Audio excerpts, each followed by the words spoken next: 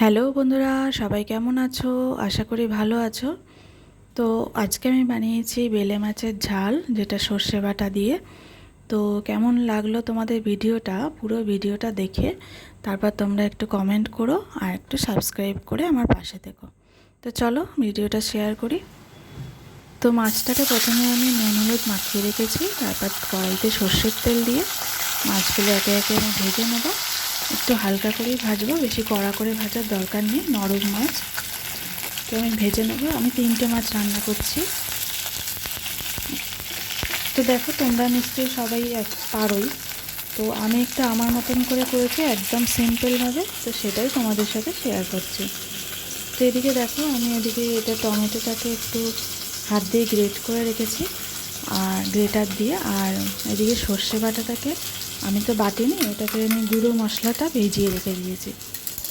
সর্ষের গুঁড়ো পাউডার, ওটাকে আমি একটু 10 মিনিট ভিজিয়ে রেখেছি গরম জলে। তারপর আমি সর্ষে বাটাটার মধ্যে কিন্তু অবশ্যই নুন দিয়ে ভেজাতে হবে, নাহলে কিন্তু এটা তিতো লাগতে পারে। তো দেখো, এবার একে একে আমি মশলা দিয়ে দিচ্ছি। ওই টমেটোর পেস্টের মধ্যে আমি হলুদ, নুন, জিরের গুঁড়ো, লঙ্কার গুঁড়ো সব অল্প অল্প করে দেব। একদমই কম মশলাতেই রান্না করব, আর যাতে সিম্পল থাকে রান্নাটা সেটাই আমি দেখানোর চেষ্টা করছি।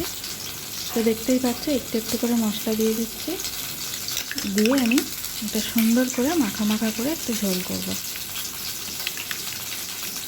তো সর্ষে বাটাতে বেশি ঝোল রাখার দরকার পড়ে না, তো সেই জন্য একটু মাখা মাখাও থাকবে, আর যাতে খেতেও ভালো হয় সেরকমই চেষ্টা করব রান্নাটা করার। তো দেখো, মাছগুলো আমার ভাজা হয়ে গেছে। তো কারা কারা বেলে মাছ পছন্দ করো একটু কমেন্ট করে জানাবে। আর আমার রান্না যদি তোমাদের ভালো লাগে তাহলে একটু লাইক, কমেন্ট আর সাবস্ক্রাইব করে আমার পাশে থেকো বন্ধুরা। তো দেখো, মাছ ভাজা হয়ে গেছে। তো ওইটুকু তেলের মধ্যেই আমি মশলাটা দিয়ে দিলাম, যেটা টমেটোর পেস্ট, ওইটা দিয়ে দিলাম। দিয়ে একটু নাড়াচাড়া করে মশলাটাকে আমি ভালো করে কষিয়ে নেব, যাতে মশলার কাঁচা গন্ধটা যাতে চলে যায়। তো তারপরে মশলাটা কষানো হয়ে গেলে আমি সর্ষে বাটাটা দিয়ে দেবো। সর্ষে বাটা দিয়ে কিন্তু একদম বেশি ফোটাবে না, সামান্য একটু নাড়াচাড়া করে জল দিয়ে দেবে। দিয়ে তারপরে মাছগুলো দিয়ে দেবে। কারণ সর্ষে বাটা বেশি কষাতে গেলে কিন্তু রান্না কিন্তু 12টা বেজে যাবে, একদম তেতো হয়ে যাবে। তো দেখো, হয়ে গেল মশলা কষানো। তো এবার আমি মাছগুলো দিয়ে দেবো, একটু পরিমাণ মতো জল দেবো, যেইটুকু লাগবে সেইটুকুই জল দেবো। তো আমার রান্না তোমাদের কেমন লাগে বন্ধুরা একটু জানাবে কমেন্ট করে।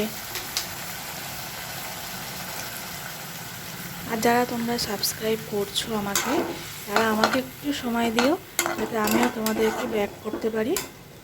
ব্যাক করার জন্য আমাকে কিন্তু একটু সময় দিও, কারণ দেওয়ার সাথে সাথে যদি তোমরা বলো ব্যাক করার জন্য, তো আমি তো সেটা করতে পারি না। আমার একটু সময় লাগে, সারাদিন কাজকর্ম সেরে তারপর যখন আমি বসি তখনই আমি সবাইকে ব্যাকটা করে দিই। তো ধনেপাতা কিচ্ছু ছিল না বন্ধুরা, 2-1টা পাতা পড়েছিল, তো সেটাকে একটু দিয়ে দিলাম এর ভিতরে। ধনেপাতা থাকলে ভালো হতো, কিন্তু নেই, কিচ্ছু করার নেই, যা ছিল ওই দিয়েই রান্না করেছি। তো হয়েই গেল আমার রান্না।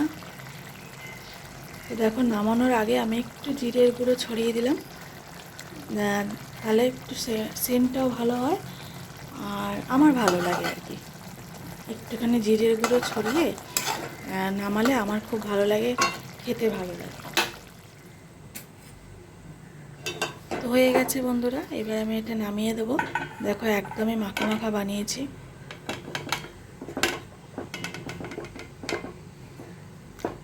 তো এই যে নামিয়ে দিলাম, কাঁচা লঙ্কাও দিয়ে দিয়েছি 2-1টা। কেমন লাগছে বন্ধুরা? ভালো লাগছে? ভালো লাগলে অবশ্যই লাইক করো, একটা কমেন্ট করে জানাবে আমাকে কেমন।